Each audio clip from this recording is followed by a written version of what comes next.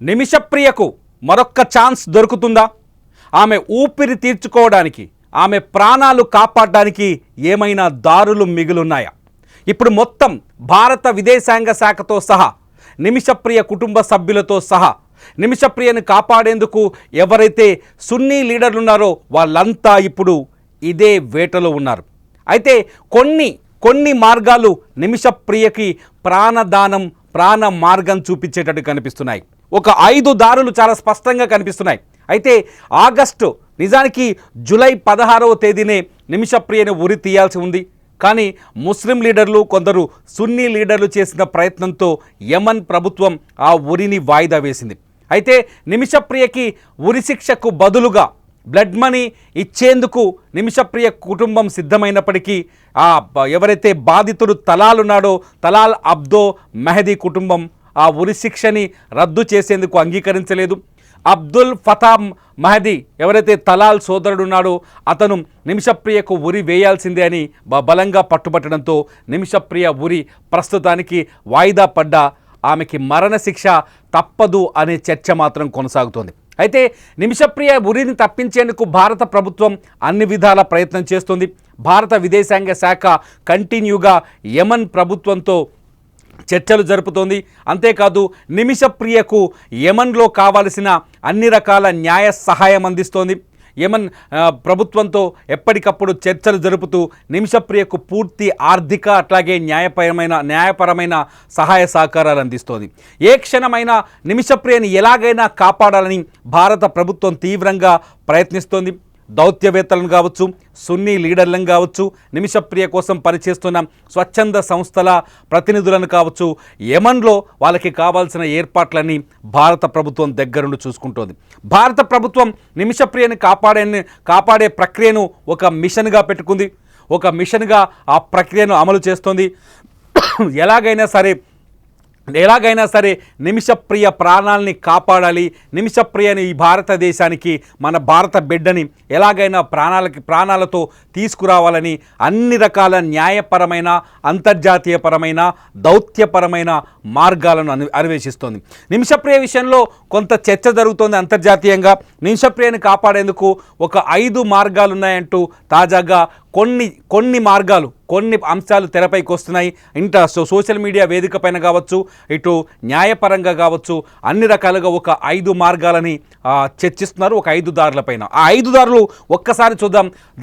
మొదటి దారి ఏంటంటే, నిమిషప్రియ మరణశిక్షకు వాళ్ళు బ్లడ్ మనీ రిజెక్ట్ చేశారు కాబట్టి నిమిషప్రియని బతికించేందుకు మొట్టమొదటి దారి అధ్యక్షుడి క్షమాభిక్షకు విన్నవించటం. యమన్ ప్రభుత్వంలో కానీ, యమన్ రాజ్యాంగంలో కానీ ఒక క్లాజ్ ఉంది. యమన్లో ఎవరైనా బాధితులు తమకు ఉరిశిక్ష పడితే, మరణశిక్ష పడితే, షరియా చట్టాలు అమల్లో ఉన్నప్పటికీ షరియా చట్టాల ప్రకారం వాళ్ళకి బ్లడ్ మనీ తీసుకోవడానికి బాధితుల కుటుంబం రిజెక్ట్ చేస్తే, బాధితుడి కుటుంబం ఎట్లయినా శిక్షను అమలు చేయమని కోరితే, ఎవరైతే ఇటువంటి శిక్షకు గురైన వ్యక్తులు, మన నిమిషప్రియ లాంటి శిక్షకు గురైన వ్యక్తులు అధ్యక్షుడికి విన్నవించుకోవచ్చు. తను అమాయకులమని, తను ఏ నేరం చేయలేదని, అన్యాయంగా తనపై నేరం అంటే కొన్ని కారణాల రీత్యా, కొన్ని పరిస్థితుల రీత్యా నేరం చేయాల్సి వచ్చిందని, అది తప్పని పరిస్థితుల్లో జరిగిందని అధ్యక్షుడికి విన్నవించుకుంటే వాళ్ళ రాజ్యాంగం ప్రకారం ఆ దేశాధ్యక్షుడు క్షమాభిక్షను ప్రసాదించే అవకాశం ఉంటుంది. క్షమాభిక్ష ప్రసాదించడానికి మరికొన్ని కారణాలు కూడా ఉన్నాయి. రాజకీయపరమైన ఒత్తిడి. అధ్యక్షుడు క్షమాభిక్ష ప్రసాదించాలంటే ఒకటి రాజకీయపరమైన ఒత్తిడి ఉండాలి. అంటే మన భారత ప్రభుత్వం కావచ్చు, లేకపోతే ఇరాన్ ప్రభుత్వం కావచ్చు, లేకపోతే యమన్కి అనుకూలంగా, యమన్కి దగ్గరగా ఉండే ప్రభుత్వం కావచ్చు, దౌత్యపరమైన ఒత్తిడి కావచ్చు, రకరకాల ఒత్తిడితో అధ్యక్షుడి దగ్గరికి వెళ్ళి క్షమాభిక్షని ప్రసాదించమని, నిమిషప్రియకు క్షమాభిక్షని ప్రసాదించమని కోరొచ్చు. రెండోది వచ్చేసి మతపరమైన నిర్ణయం. ఎందుకంటే ముస్లిం కంట్రీస్ కాబట్టి అక్కడ సున్నీ లీడర్లు కావచ్చు, లేకపోతే అక్కడి మత పెద్దలు కావచ్చు, నిమిషప్రియ తప్పనిసరి పరిస్థితుల్లో ఈ నేరానికి ఒడిగట్టి ఉంది, తప్పనిసరి పరిస్థితుల్లో తనను తాను కాపాడుకోవడానికి ఈ నేరం చేయాల్సి వచ్చింది, తలాల్ని హత్య చేయాల్సి వచ్చిందని రుజువు చేయగలిగితే, ఆ మతపరమైన ఒత్తిడి ప్రభుత్వం పైన చేస్తే అప్పుడు అధ్యక్షుడు కొంత క్షమాభిక్షను ప్రసాదించేందుకు అవకాశం ఉంది. మూడోది వచ్చేసి మానవతా కోణం. నిమిషప్రియ నిజానికి నిమిషప్రియ క్రేజ్ని యమన్ కానీ లేకపోతే హౌతీ ప్రభుత్వం కానీ హౌతీలు కానీ మానవతా కోణంలో చూడాలి. ఎందుకంటే నిమిషప్రియ హత్యలు చేయడానికి యమన్కి వెళ్ళలేదు, తాను కష్టపడి పనిచేయడానికి యమన్కి వెళ్ళింది. అటువంటి నిమిషప్రియని ఒంటరి మహిళ అని చెప్పేసి అవకాశంగా తీసుకున్న తలాల్ అబ్దో మెహదీ తను ఒంటరి మహిళ, తన సహాయం కోరుతోంది, తన అవసరం లేకపోతే యమన్లో ఉండదనే ఉద్దేశంతో నిమిషప్రియని లొంగ తీసుకునే ప్రయత్నం, ఆమెని నిత్యం హింసించడంతో ఆమె తప్పనిసరి పరిస్థితుల్లో హత్య చేసిందనే విషయం ఆమెకు ప్రపంచవ్యాప్తంగా కానీ లేకపోతే అక్కడి అధ్యక్షుని కానీ ఈ విషయంలో కన్విన్స్ చేయగలిగితే ఆయన క్షమాభిక్ష ప్రసాదించే అవకాశం ఉంది. ఈ మానవతా కోణం దృక్పథాన్ని యమన్ ప్రభుత్వం కానీ యమన్ అధ్యక్షుడి దృష్టికి కానీ తీసుకెళ్లేందుకు భారత ప్రభుత్వం తీవ్రంగా ప్రయత్నిస్తుంది. అధ్యక్షుడిని కలిసి ఒక్కోసారి అధ్యక్షుడి శిక్షను కూడా రద్దు చేసే అవకాశం ఉంది. కాబట్టి ఈ మానవతా కోణంలో తీవ్రంగా ప్రయత్నిస్తోంది భారత ప్రభుత్వం. ఇక రెండో మార్గంలోకి వెళ్తే నిమిషప్రియని బతికించే రెండో మార్గంలో విచారణలో లోపాలను కోర్టులో మళ్ళీ చట్టపరంగా అప్పీల్ చేయడం, చట్టపరమైన అప్పీల్ చేయడం. చాలాసార్లు విచారణ జరిగేటప్పుడు ఇటువంటి హత్యోదంతం కానీ హత్య కేసు పైన విచారణ జరిగేటప్పుడు కొన్ని లోపాలు ఉంటాయి. ఆ లోపాల వల్ల బాధితురాలికి, ఎందుకంటే నిజానికి నిమిషప్రియకి ఒకవేళ యావజ్జీవ కారాగార శిక్ష పడవచ్చేమో, కానీ కొన్ని లోపాల వల్ల, విచారణ లోపాలు కావచ్చు, సాక్ష్యాల్లో లోపాలు కావచ్చు, టెక్నికల్ లోపాలు కావచ్చు, ఈ లోపాల వల్ల నిమిషప్రియ కేసుని తీవ్రంగా పరిగణించి ఆమెకి ఉరిశిక్ష, మరణశిక్ష విధించారు అని నిరూపించగలిగితే, లోపాలు ఉన్నాయి, విచారణలో పూర్తి స్థాయి విచారణలో సరిగ్గా జరగలేదు, సాక్ష్యాల్లో లోపాలు ఉన్నాయని నిరూపించగలిగితే నిమిషప్రియ శిక్షని కోర్టు కూడా తగ్గించే అవకాశం ఉంటుంది. ఇక్కడ నిమిషప్రియ విషయంలో మనం ఒకటి గమనించవచ్చు. నిమిషప్రియ తను ఒక భారతీయ మీడియా ఛానల్కి ఇచ్చిన ఇంటర్వ్యూలో చాలా స్పష్టంగా చెప్పింది, తన విషయాన్ని, లేకపోతే కోర్టులో తలాల్ హత్య కేసు విషయంలో జరిగిన పూర్తి విచారణ అరబీ భాషలోనే జరిగింది, తనకు ఆ భాష తెలియదు, తన తరఫున వాదించేందుకు వచ్చిన లాయర్ కూడా తలాల్కి అనుగుణంగానే ఉన్నారు, తనకు ఒక జూనియర్ లాయర్ని ఇచ్చారు, అంటే కింది స్థాయి కోర్టు నుంచి సుప్రీంకోర్టు వరకు విచారణ జరిగింది. ఈ విచారణలో పూర్తిగా ఏకపక్ష విచారణ జరిగింది, నా వాదనని ఎవరూ వినలేదు, నా గొంతు వినలేదు, నా బాధని ఎవరూ పట్టించుకోలేదని నిమిషప్రియ చెబుతోంది. కాబట్టి ఈ మార్గంలో కూడా చట్టపరమైన అప్పీల్ ద్వారా విచారణలో సాక్షుల విషయంలో లోపాలున్నాయని అప్పీల్ చేసే అవకాశం ఉంది. తలాల్ని ఆత్మరక్షణ కోసమే నేను చంపానని ఇక్కడ నిమిషప్రియ చెప్పుకునే వీలుంటుంది. అట్ ది సేమ్ టైం తనని తీవ్రంగా వేధించాడు. మనం మొదటి నుంచి నిమిషప్రియ కేసులో చూస్తున్నాం, తలాల్ తనని తీవ్రంగా వేధించాడు, తలాల్ని తప్పని పరిస్థితుల్లో తనని హత్య చేయడానికి వస్తే ఆత్మరక్షణ కోసమే ఈ హత్య చేశాను తప్ప ఎట్టి పరిస్థితుల్లో ఉద్దేశపూర్వకమైన హత్య కాదు అని నిమిషప్రియ ఒకవేళ చట్టపరమైన అప్పీల్లో కోర్టు ముందు మరోసారి అప్పీల్ చేసుకొని నిరూపించగలిగితే, నిమిషప్రియ కావచ్చు, నిమిషప్రియ తరఫున మన న్యాయవాదులు కావచ్చు, నిరూపించగలిగితే నిమిషప్రియకి మరణశిక్ష తప్పే అవకాశం కనిపిస్తుంది. భారత ప్రభుత్వం ఇప్పటికే ఈ విషయంలో నిమిషప్రియకి న్యాయపరమైన సహాయం చేస్తోంది. కాబట్టి ఈ అంశాన్ని కూడా రుజువు చేసే అవకాశాలు స్పష్టంగా ఉన్నాయి. ఎందుకంటే నిమిషప్రియ చాలా స్పష్టంగా తనను తాను కాపాడుకోవడానికి, అలాగే ఎవరైతే తలాల్ తన పైన రాక్షసత్వంగా ప్రవర్తిస్తున్నాడో, హింసిస్తున్నాడో ఆ హింసను తట్టుకోలేక ఆమె మానసికంగా తీవ్ర ఇబ్బందికి గురైంది. కాబట్టి ఈ విషయాన్ని అప్పీల్ చేయగలిగితే, నేను ఉద్దేశపూర్వకంగా హత్య చేయలేదని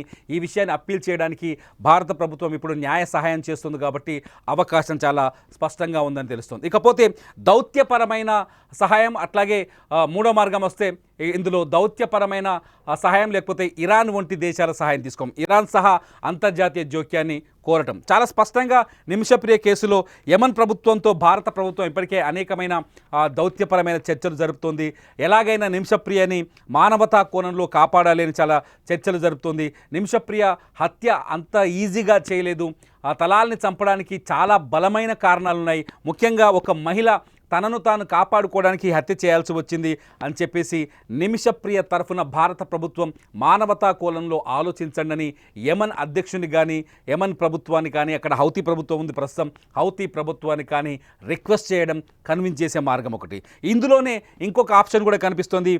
ఐక్యరాజ్య సమితి లేదా రెడ్ క్రాస్ వంటి విస్తృతమైన అంతర్జాతీయ సేవలు అందించే ఐక్యరాజ్య సమితి, లేకపోతే విస్తృతంగా అంతర్జాతీయంగా మానవ సేవలు అందించే రెడ్ క్రాస్ వంటి సంస్థలు చర్చల్లోకి వచ్చి, యమన్ లాంటి ప్రభుత్వంతో చర్చల్లోకి వచ్చి యమన్ ప్రభుత్వాన్ని కన్విన్స్ చేసి నిమిషప్రియ అమాయకురాలు తనను తాను కాపాడుకోవడానికి ఈ హత్య చేయాల్సి వచ్చిందని యమన్ ప్రభుత్వాన్ని కన్విన్స్ చేయడం. అయితే ఇక్కడ మూడోది వచ్చేసి టెహరాన్ అంటే ఇరాన్ ప్రభుత్వం.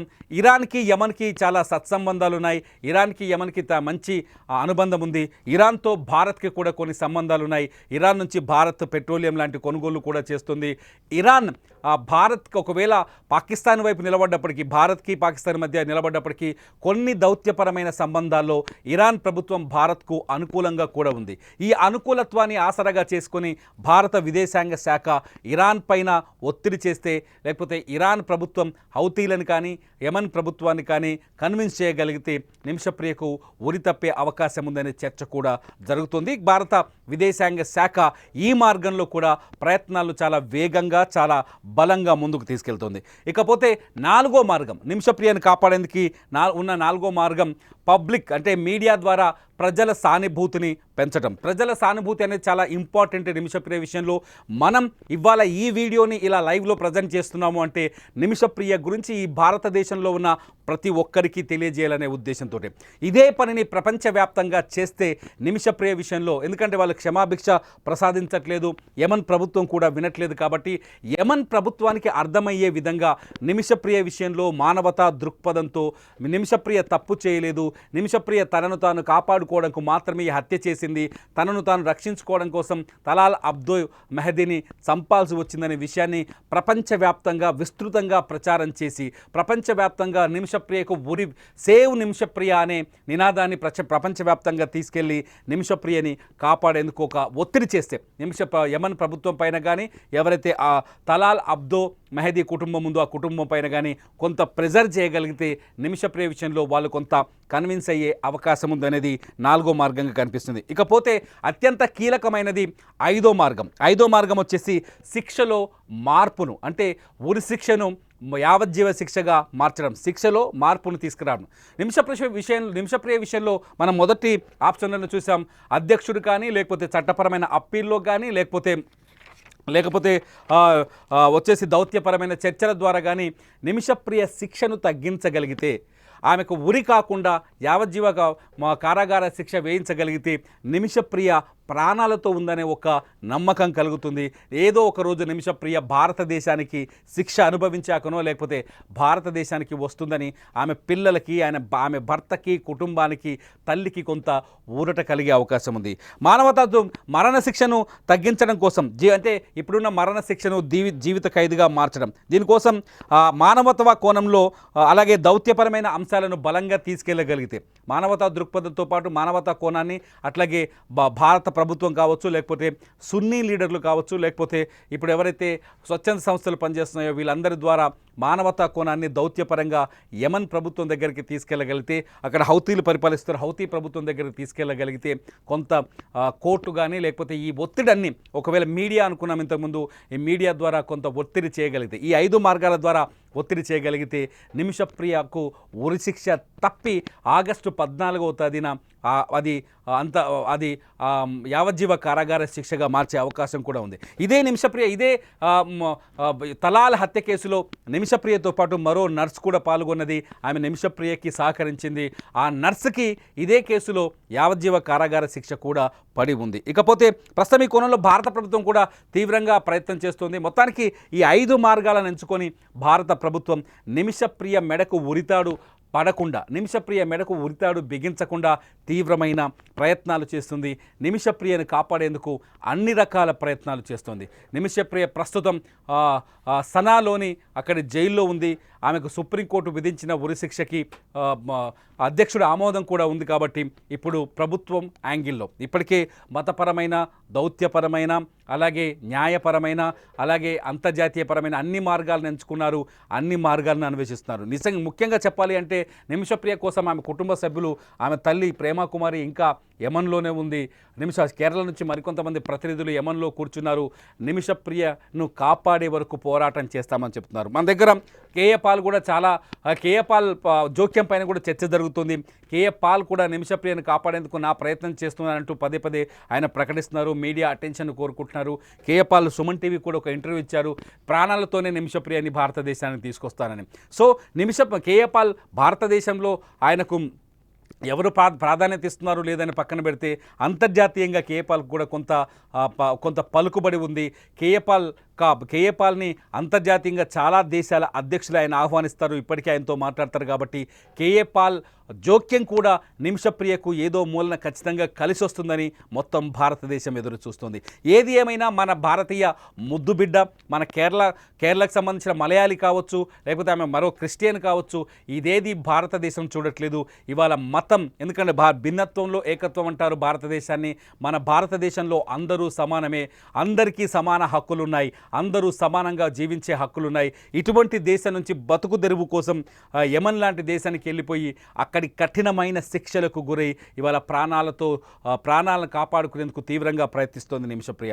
బతుకు తెరువు కోసం పోయిన నిమిషప్రియని ఒక కామాంధుడు, ఒక అహంకారి, ఒక దుర్మార్గుడు ఆమెను ట్రాప్ చేసేందుకు ప్రయత్నించడం, ఆ తర్వాత ఆమెను లొంగ తీసుకునేందుకు ప్రయత్నించడం, ఆమె డబ్బులు లాక్కోవడం, ఆమె పాస్పోర్టు అట్లాగే ఇతర డాక్యుమెంట్స్ని లాక్కోవడం, ఆమెను బందీగా మార్చుకొని ఆమెని ఒక బానిసగా మార్చుకునే ప్రయత్నం చేయటం, ఆమెపై నిత్యం అఘాయిత్యం చేసేందుకు డ్రగ్స్, మద్యం సేవించి ఇంటిపైన దాడి చేయటం, దాదాపు 1.5 పాటు అతన్ని తప్పించుకొని రోడ్ల మీద నిద్రపోయిన నిమిషప్రియ చివరికి అతన్ని వదిలించుకోవడానికి, తన ప్రాణాలను తను కాపాడుకునేందుకు నిమిషప్రియ అతని హత్య చేసింది.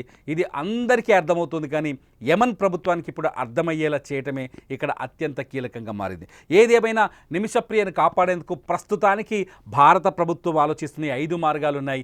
నిమిషప్రియని కాపాడాలి అంటే మన వంతు కూడా బాధ్యత ఉంది.